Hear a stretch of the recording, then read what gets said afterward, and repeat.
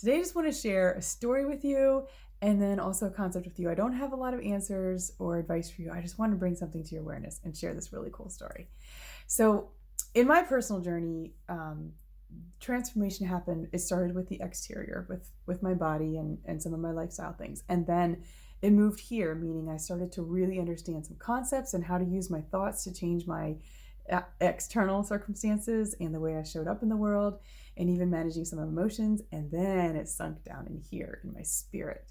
And so when I mean spiritual, what I mean is things that are intangible, such as love, joy, peace, gratitude, generosity, kindness, compassion, empathy. Those things are all of the spirit. They're spiritual. So when I say that, I'm not talking about religion. I'm just talking about things of the spirit. So the journey for a lot of people that I've seen and that I've experienced is external. Then it becomes like a really thought awareness, being aware of how powerful your thoughts are, and then sinking down into your spirit. So sometimes the journey between our head and our heart is so far. Like, we know things, we know what to do, we know the right things to say. When we give advice to other people, we sound like, spot on. We have that wisdom there. We know from here up, right? But it hasn't sunk down it really internalized and really affected us at a deep level. So we might be stuck, or we might be keep making the same daggone, decisions or behavior patterns that we've kept making, even though we know from here up in our conscious, we know the right things to say or do, or, the right habits to have or the way to show up. It hasn't made it down here yet where we totally internalize it.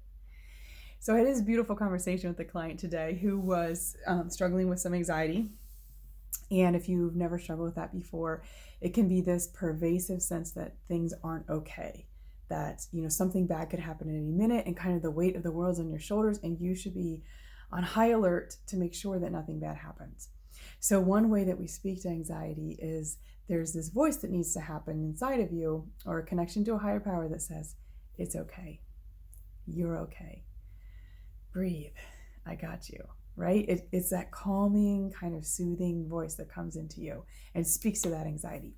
So for this person, we're from here, all this stuff about anxiety, you read it, blah, blah, blah, there's medications for it.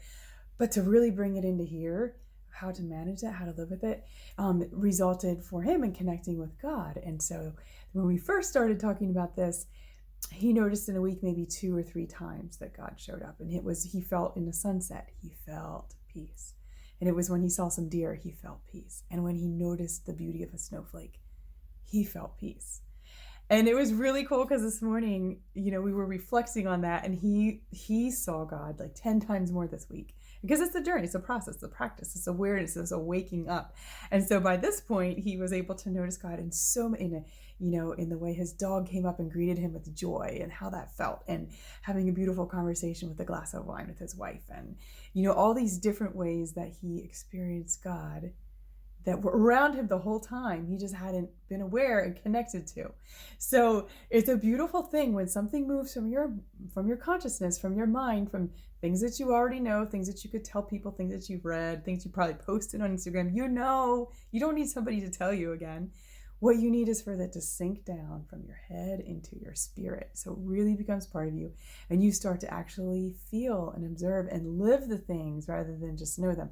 So a lot of people, when you feel stuck in life, it's because maybe that concept is in your head. It just hasn't actualized into an actual behavior that you want to break, or an actual feeling that you want to feel. Like about it, it just hasn't sunk down in here. So I don't have a lot of answers for you other than to say that the first step starts with wanting it to move from here to here, to acknowledging that's like, I know this, but I don't know it. So just acknowledging that, and then putting you can call an intention or a prayer out to say, help me to really know this, right? You're acknowledging that, like, for whatever reason, from here up isn't working for you, and it needs to sink down in. So the first thing is the acknowledgement, or the prayer, or the ask, or the request, or the intention to just say, I want to really know this. I want to know it in my spirit. And then another thing, journaling helps. Journaling really helps you develop a relationship with yourself, and helps you to process some of the things that you think, and allow yourself to sit back as a third party and observe the things that you wrote, and evaluate and feel them in a different way than just thinking them through a loop in your head. So journaling can help with that. And then just setting the intention to be aware and just start looking. For example, if you want to feel more joy in your life and you set that intention every morning when you wake up, and then you just will start to notice slowly, like the client in my conversation this morning, you'll start to notice maybe the first week, it's only a couple times that you really start to feel and experience joy. And then maybe the second week, it's like, oh, actually I felt it a lot more this week. And so it's a kind of a practice and an evolution in that way too, of setting the intention to just want to experience something different than you have, and then being open to and aware of when that shows up. So again, I don't have a lot of solutions for you. I just wanted to talk that through. If you're someone that's stuck in the head part of it and wants it to come into the heart. I know in some areas of my life, it's felt amazing when I got a concept that I had known up here, but actually experienced it and felt it and owned it and internalized it. And there's still some things for me that are on a head level that I know, and they're just still in the process of going down. And for me personally, one of those is to be an excellent receiver. My whole life, I've been a giver. And I love being a giver. That might not ever change. But to balance that, I also need to learn to be an excellent receiver. And so that's something I've known cognitively. And it's been really special how that's shown up in my life in a way to help me internalize it. I'll share personally, when I have that intention to be an excellent receiver, for me, it starts saying in the morning, I'm an excellent receiver, because I'm reminding myself of the energy that I want to be in and what I want to practice. So I set that intention in the morning. And then, I start, as I'm reading, I'm always reading things or listening to things, and then I'll start to see this theme come across about being an excellent receiver and different stories about it. And it helps me to realize, like, oh, this is an answer to my request. Like, this is teaching me more and more.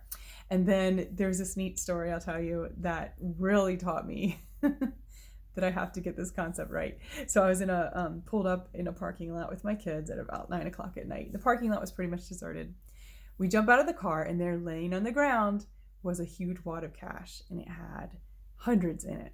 And my son is naturally an excellent receiver. He jumped out of the car. He was so excited. He picked up the cash. He started counting it. It was $700. And my first reaction was to push it away, because I felt bad for the person that lost it. I was feeling compassion, like, oh my gosh, somebody lost their money. Like, I would feel sad if that was me. How do we find them? How do we give it back? I wasn't like receiving that, even though it literally was a wad of cash dropped right in front of my car, right?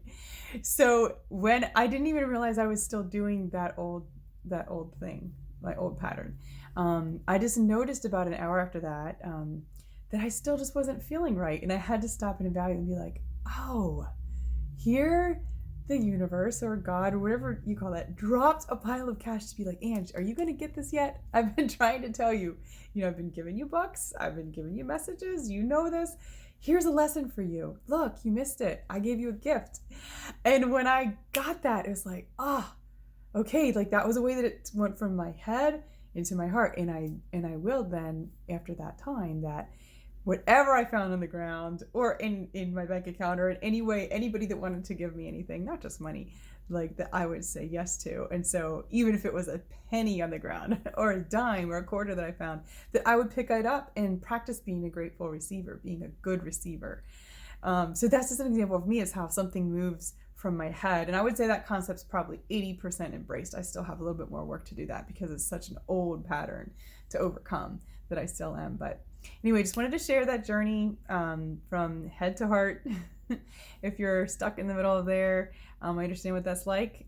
It's a journey, and to give yourself time, ask to become more aware, and then look for it to show up, because your ask will be answered. Have a great day.